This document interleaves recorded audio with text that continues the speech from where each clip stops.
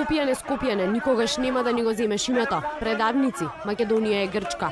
Се дел од извиците на протестите низ Солунските и Етинските улици. Македонија е Грчка, овој транспарент веќе неколку пати досега го носеа грчките граѓани, незадоволни од работата на владата околу решавање на спорот за името со Македонија. Со грчки знамења, врака и транспаренти дека Македонија е Грчка со извици против владата и против договорот за името од Преспа, кој исто така го нарекоа и договор на предавство, со пораки до политичарите дека се предавници. Незадоволните грчки граѓани излегоа на улиците во одбрана на името Македонија. Протестот не мина и без инцидент. Поголема група маскирани лица се судрија со полицијата.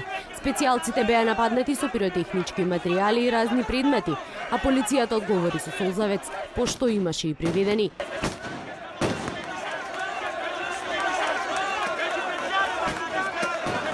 Покрај полицијата нападнати, но вербално беа и новинарите. Маскираните лица не дозволуваа да се снима или фотографира. Меѓу насобраните имаше и припадници на Златна Зора, кои делеа и фрлаа флаери со истата порака како и граѓаните, дека Македонија е Грчка, а политичарите се предавници. Единствена надеж во земјата според нив е нивната партија. Иако дојде до инциденти, сепак протестот не беше масовен. Затворени беа само неколку улици во делот околу грчкиот парламент, а имаше и силно полициско обезбедување.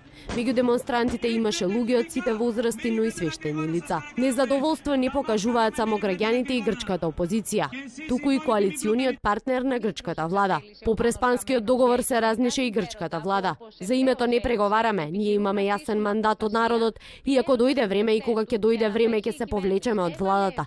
Беше ставот соопштен на денешниот состанок на Националниот совет на партијата на независни грци, изнесен од страна на актуелниот министер за одбрана и лидер на независни грци Панос Каменос. За нас прашањето со името е тема за која не се преговара. И на крајот на краиштата, грчкиот народ не гласаше за неопходно добро. Ние кога ќе дојде време и ако дојде време. Овој мандат од народот ќе го извршиме со најголемото средство што го имаме. Наше повлекување од владата. Пред околу 10 дена Каменос откри дека од премиерот Алексис Ципрас побарал ратификацијата на договорот кој беше потпишан во Преспа на 17 јули, а кој се однесува на решавање на 27 годишниот спор за името со Македонија. Во грчкиот парламент да биде ратификуван со 180 наместо 151 пратеник. А по денешниот изнесен став на состанокот на маса се остава отворена можноста кога преспанскиот договор ќе дојде на ратификација во грчкиот парламент, коалицијскиот партнер во грчката влада независни грци да се повлече од владата.